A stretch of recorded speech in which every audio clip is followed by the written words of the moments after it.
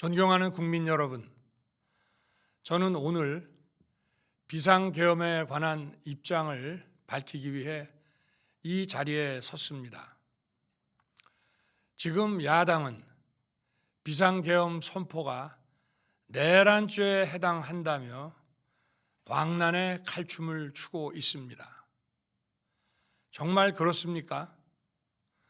과연 지금 대한민국에서 국정마비와 국헌문란을 벌이고 있는 세력이 누구입니까? 지난 2년 반 동안 거대 야당은 국민이 뽑은 대통령을 인정하지 않고 끌어내리기 위해 퇴진과 탄핵 선동을 멈추지 않았습니다. 대선 결과를 승복하지 않은 것입니다.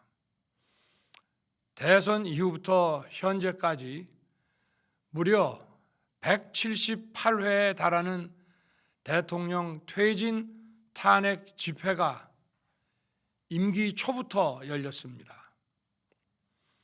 대통령의 국정 운영을 마비시키기 위해 우리 정부 출범 이후부터 지금까지 수십 명의 정부 공직자 탄핵을 추진했습니다. 탄핵된 공직자들은 아무 잘못이 없어도 소추부터 판결 선고시까지 장기간 직무가 정지됩니다. 탄핵이 발의되고 소추가 이루어지기 전 많은 공직자들이 자진 사퇴하기도 하였습니다. 탄핵 남발로 국정을 마비시켜 온 것입니다. 장관, 방통위원장 등을 비롯하여 자신들의 비위를 조사한 감사원장과 검사들을 탄핵하고 판사들을 겁박하는 지경에 이르렀습니다. 자신들의 비위를 덮기 위한 방탄 탄핵이고 공직기관과 법질서를 완전히 무너뜨리는 것입니다. 뿐만 아니라 위헌적 특검 법안을 27번이나 발의하면서 정치 선동 공세를 가해 왔습니다. 급기야는 범죄자가 스스로 자기에게 면죄부를 주는 셀프 방탄 입법까지 밀어붙이고 있습니다. 거대 야당이 지배하는 국회가 자유민주주의의 기반이 아니라 자유민주주의 헌정 질서를 파괴하는 괴물이 된 것입니다. 이것이 국정마비요, 국가 위기 상황이 아니면 무엇이란 말입니까? 이것뿐만이 아닙니다. 지금 거대 야당은 국가 안보와 사회 안전까지 위협하고 있습니다.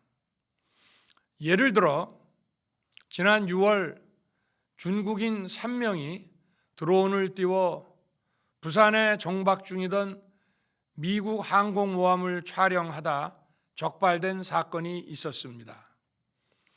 이들의 스마트폰과 노트북에서는 최소 2년 이상 한국의 군사시설들을 촬영한 사진들이 발견됐습니다. 지난달 40일에는 40대 중국인이 드론으로 국정원을 촬영하다 붙잡혔습니다. 이 사람은 중국에서 입국하자마자 곧장 국정원으로 가서 이 같은 일을 벌인 것으로 확인됐습니다. 하지만 현행 법률로는 외국인의 간첩 행위를 간첩죄로 처벌할 길이 없습니다.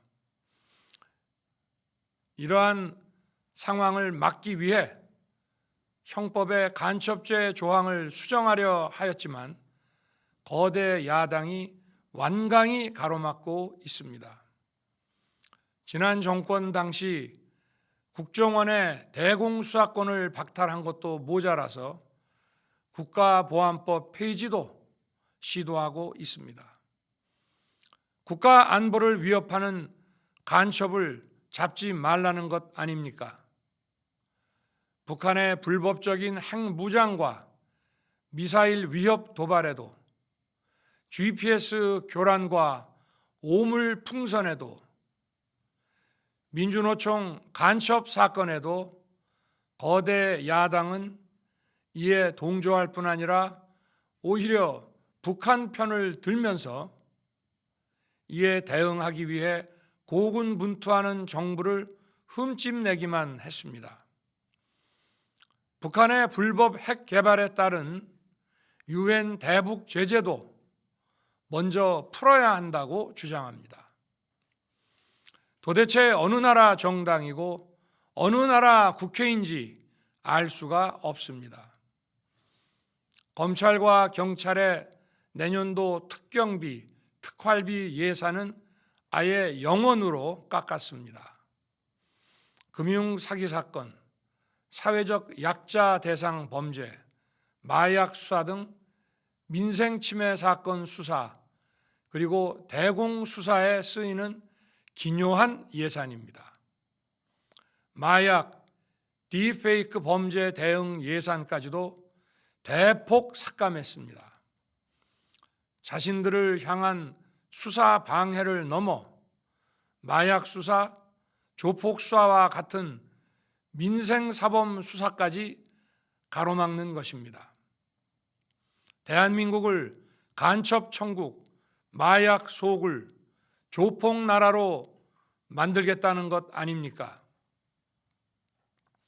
이런 사람들이야말로 나라를 망치려는 반국가 세력 아닙니까? 그래놓고 자신들의 특권을 유지하기 위한 국회 예산은 오히려 늘렸습니다. 경제도 위기 비상 상황입니다. 거대 야당은 대한민국의 성장 동력까지 꺼뜨리려고 하고 있습니다. 민주당이 삭감한 내년 예산 내역을 보면 잘 알 수 있습니다. 원전 생태계 지원 예산을 삭감하고 체코 원전 수출 지원 예산은 무려 90%를 깎아버렸습니다. 차세대 원전 개발 관련 예산은 거의 전액을 삭감했습니다. 기초과학연구, 양자, 반도체, 바이오 등 미래 성장 동력 예산도 대폭 삭감했습니다. 동해가스전 시추 예산, 이른바 대왕고래 사업 예산도 사실상 전액 삭감했습니다. 청년 일자리 지원 사업, 취약계층 아동 자산 형성 지원 사업, 아이들 돌봄 수당까지 손을 댔습니다. 산업 생태계 조성을 위한 혁신 성장 펀드, 강소기업 육성 예산도 삭감했습니다. 재해 대책 예비비는 무려 1조 원을 삭감하고 팬데믹 대비를 위한 백신 개발과 관련 R&D 예산도 깎았습니다.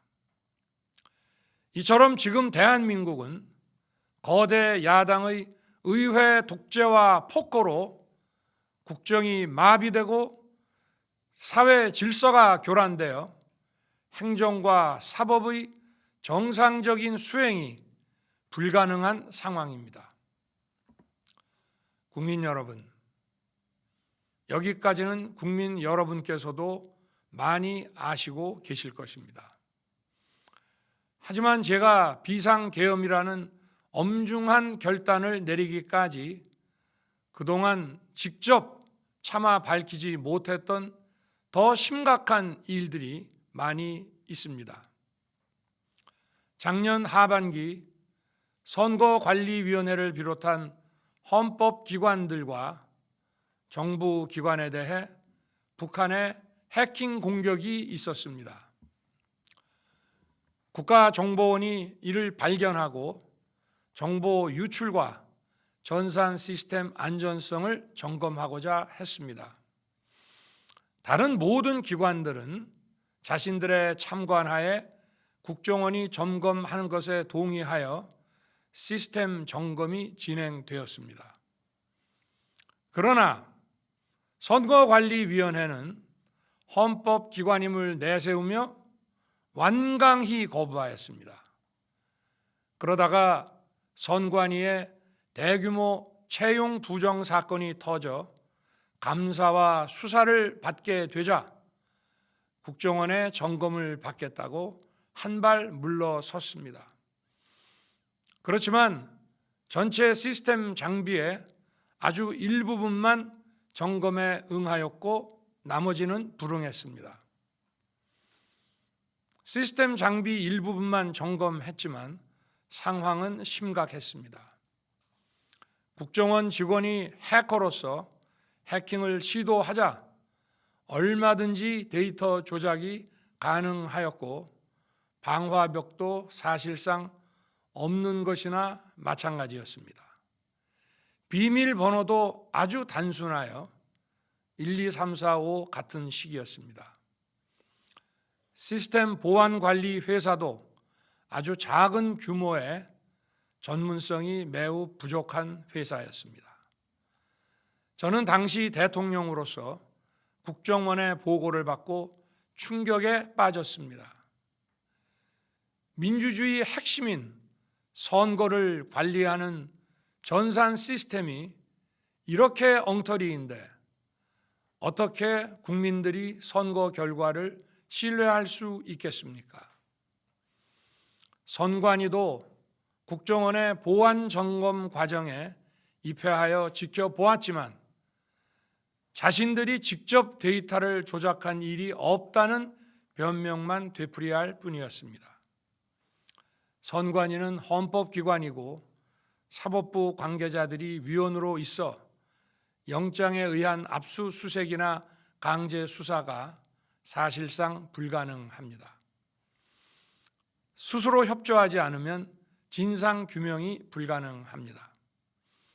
지난 24년 4월 총선을 앞두고도 문제 있는 부분에 대한 개선을 요구했지만 제대로 개선되었는지는 알 수 없습니다. 그래서 저는 이번에 국방장관에게 선관위 전산 시스템을 점검하도록 지시한 것입니다. 최근 거대 야당 민주당이 자신들의 비리를 수사하고 감사하는 서울중앙지검장과 검사들, 헌법기관인 감사원장을 탄핵하겠다고 하였을 때 저는 이제 더 이상은 그냥 지켜볼 수만 없다고 판단했습니다. 뭐라도 해야 되겠다고 생각했습니다. 이들은 이제 곧 사법부에도 탄핵의 칼을 들이댈 것이 분명했습니다. 저는 비상계엄령 발동을 생각하게 되었습니다. 거대 야당이 헌법상 권한을 남용하여 위헌적 조치들을 계속 반복했지만 저는 헌법의 틀 내에서 대통령의 권한을 행사하기로 했습니다. 현재의 망국정 국정마비 상황을 사회 교란으로 인한 행정사법의 국가기능 붕괴 상태로 판단하여 계엄령을 발동하되 그 목적은 국민들에게 거대 야당의 반국가적 패악을 알려 이를 멈추도록 경고하는 것이었습니다. 그럼으로써 자유민주주의 헌정질서의 붕괴를 막고 국가 기능을 정상화하고자 하였습니다. 사실 12월 4일 계엄 해제 이후 민주당에서 감사원장과 서울중앙지검장 등에 대한 탄핵안을 보류하겠다고 발표하여 짧은 시간의 계엄을 통한 메시지가 일정 부분 효과가 있었다고 생각했습니다. 그러나 이틀 후 보류하겠다던 탄핵 소추를 그냥 해버렸습니다. 비상계엄의 명분을 없애겠다는 뜻이었습니다. 애당초 저는 국방장관에게 과거의 계엄과는 달리 계엄의 형식을 빌려 작금의 위기 상황을 국민들께 알리고 호소하는 비상조치를 하겠다고 했습니다. 그래서 질서 유지에 필요한 소수의 병력만 투입하고 실무장은 하지 말고 국회의 계엄 해제 의결이 있으면 바로 병력을 철수시킬 것이라고 했습니다. 실제로 국회의 계엄 해제 의결이 있자 국방부 청사에 있던 국방장관을 제 사무실로 오게 하여 즉각적인 병력 철수를 지시하였습니다. 제가 대통령으로서 발령한 이번 비상조치는 대한민국의 헌정 질서와 국헌을 망가뜨리려는 것이 아니라 국민들에게 망국의 위기 상황을 알려드려 헌정 질서와 국헌을 지키고 회복하기 위한 것입니다. 소규모이지만 병력을 국회에 투입한 이유도 거대 야당의 망국적 행태를 상징적으로 알리고 계엄 선포 방송을 본 국회 관계자와 시민들이 대거 몰릴 것을 대비하여 질서 유지를 하기 위한 것이지 국회를 해산시키거나 기능을 마비시키려는 것이 아님은 자명합니다. 300명 미만의 실무장하지 않은 병력으로 그 넓디 넓은 국회 공간을 상당 기간 장악할 수 없는 것입니다. 과거와 같은 계엄을 하려면 수만 명의 병력이 필요하고 광범위한 사전 논의와 준비가 필요하지만 저는 국방장관에게 계엄령 발령 담화 방송으로 국민들께 알린 이후에 병력을 이동시키라고 지시했습니다. 그래서 10시 30분 담화 방송을 하고 병력 투입도 11시 30분에서 12시 조금 넘어서 이루어졌으며 1시 조금 넘어 국회의 계엄 해제 결의가 있자 즉각 군 철수를 지시하였습니다. 결국 병력이 투입된 시간은 한두 시간 정도에 불과합니다.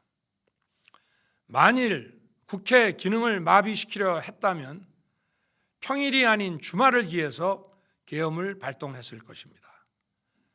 국회 건물에 대한 단전 단수 조치부터 취했을 것이고 방송 송출도 제한했을 것입니다. 그러나 그 어느 것도 하지 않았습니다. 국회에서 정상적으로 심의가 이루어졌고 방송을 통해 온 국민이 국회 상황을 지켜보았습니다. 자유민주 헌정 질서를 회복하고 수호하기 위해 국민들께 망국적 상황을 호소하는 불가피한 비상조치를 했지만 사상자가 발생하지 않도록 안전사고 방지에 만전을 기하도록 하였고 사병이 아닌 부사관 이상 정예 병력만 이동시키도록 한 것입니다. 저는 이번 비상계엄을 준비하면서 오로지 국방장관하고만 논의하였고 대통령실과 내각 일부 인사에게 선포 직전 국무회의에서 알렸습니다. 각자의 담당 업무 관점에서 우려되는 반대 의견 개진도 많았습니다. 저는 국정 전반을 보는 대통령의 입장에서 현 상황에서 이런 조치가 불가피하다고 설명했습니다.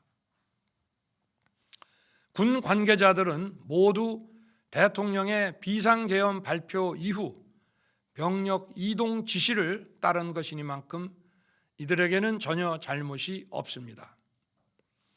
그리고 분명히 말씀드리지만 저는 국회 관계자의 국회 출입을 막지 않도록 하였고, 그래서 국회의원과 엄청나게 많은 인파가 국회 마당과 본관, 본회의장으로 들어갔고 계엄해제 안건 심의도 진행된 것입니다. 그런데도 어떻게든 내란죄를 만들어 대통령을 끌어내리기 위해 수많은 허위 선동을 만들어내고 있습니다. 도대체 2시간짜리 내란이라는 것이 있습니까? 질서 유지를 위해 소수의 병력을 잠시 투입한 것이 폭동이란 말입니까? 거대 야당이 거짓 선동으로 탄핵을 서두르는 이유가 무엇이겠습니까? 단 하나입니다. 거대 야당 대표의 유죄 선고가 임박하자 대통령의 탄핵을 통해 이를 회피하고 조기 대선을 치르려는 것입니다. 국가 시스템을 무너뜨려서라도 자신의 범죄를 덮고 국정을 장악하려는 것입니다. 이야말로 국헌문란 행위 아닙니까? 저를 탄핵하든 수사하든 저는 이에 당당히 맞설 것입니다. 저는 이번 계엄 선포와 관련해서 법적, 정치적 책임 문제를 회피하지 않겠다고 이미 말씀드린 바 있습니다. 저는 대통령 취임 이후 지금까지 단 한순간도 개인적인 인기나 대통령 임기 자리 보존에 연연해 온 적이 없습니다.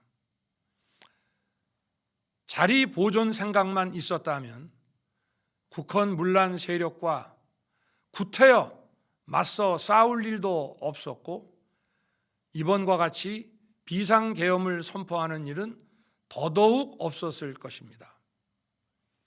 5년 임기 자리 지키기에만 매달려 국가와 국민을 외면할 수 없었습니다. 저를 뽑아주신 국민의 뜻을 저버릴 수 없었습니다. 하루가 멀다 하고 다수의 힘으로 입법 폭거를 일삼고 오로지 방탄에만 혈안되어 있는 거대 야당의 의회 독재에 맞서 대한민국의 자유민주주의와 헌정 질서를 지키려 했던 것입니다. 그 길밖에 없다고 판단해서 내린 대통령의 헌법적 결단이자 통치 행위가 어떻게 내란이 될 수 있습니까? 대통령의 비상계엄 선포권 행사는 사명권 행사, 외교권 행사와 같은 사법심사의 대상이 되지 않는 통치 행위입니다. 국민 여러분, 지금 야당은 저를 중범죄자로 몰면서 당장 대통령직에서 끌어내리려 하고 있습니다. 만일 망국적 국헌문란 세력이 이 나라를 지배한다면 어떤 일이 벌어지겠습니까? 위헌적인 법률, 셀프 면죄부 법률, 경제 폭망 법률들이 국회를 무차별 통과해서 이 나라를 완전히 부술 것입니다. 원전 산업, 반도체 산업을 비롯한 미래 성장 동력은 고사될 것이고 중국산 태양광 시설들이 전국의 살림을 파괴할 것입니다. 우리 안보와 경제의 기반인 한미 동맹, 한미일 공조는 또다시 무너질 것입니다. 북한은 핵과 미사일을 고도화하여 우리의 삶을 더 심각하게 위협할 것입니다. 그러면 이 나라 대한민국의 미래가 어떻게 되겠습니까? 간첩이 활개치고 마약이 미래 세대를 망가뜨리고 조폭이 설치는 그런 나라가 되지 않겠습니까? 지금껏 국정 마비와 국헌 문란을 주도한 세력과 범죄자 집단이 국정을 장악하고 대한민국의 미래를 위협하는 일만큼은 어떤 일이 있어도 막아야 합니다. 저는 끝까지 싸울 것입니다. 국민 여러분, 국정 마비의 망국적 비상 상황에서 나라를 지키기 위해, 국정을 정상화하기 위해 대통령의 법적 권한으로 행사한 비상계엄 조치는 대통령의 고도의 정치적 판단이고 오로지 국회의 해제 요구만으로 통제할 수 있는 것입니다. 이것이 사법부의 판례와 헌법학계의 다수 의견임을 많은 분들이 알고 있습니다. 저는 국회 해제 요구를 즉각 수용했습니다. 계엄 발령 요건에 관해 다른 생각을 가지고 계신 분들도 있습니다만, 나라를 살리려는 비상 조치를 나라를 망치려는 내란 행위로 보는 것은 여러 헌법학자와 법률가들이 지적하는 바와 같이 우리 헌법과 법 체계를 심각한 위험에 빠뜨리는 것입니다. 저는 묻고 싶습니다. 지금 여기저기서 광란에 칼춤을 추는 사람들은 나라가 이 상태에 오기까지 어디서 도대체 무엇을 했습니까? 대한민국의 상황이 위태롭고 위기에 놓여 있다는 생각도 전혀 하지 않았다는 말입니까? 공직자들에게 당부합니다. 엄중한 안보 상황과 글로벌 경제 위기에서 국민의 안전과 민생을 지키는 일에 흔들림 없이 매진해 주시기 바랍니다. 국민 여러분, 지난 2년 반 저는 오로지 국민만 바라보며 자유민주주의를 지키고 재건하기 위해 불의와 부정, 민주주의를 가장한 폭거에 맞서 싸웠습니다. 피와 땀으로 지켜온 대한민국, 우리의 자유민주주의를 지키는 길에 모두 하나가 되어 주시길 간곡한 마음으로 호소드립니다. 저는 마지막 순간까지 국민 여러분과 함께 싸우겠습니다. 짧은 시간이지만 이번 계엄으로 놀라고 불안하셨을 국민 여러분께 다시 한번 사과드립니다. 국민 여러분에 대한 저의 뜨거운 충정만큼은 믿어 주십시오. 감사합니다.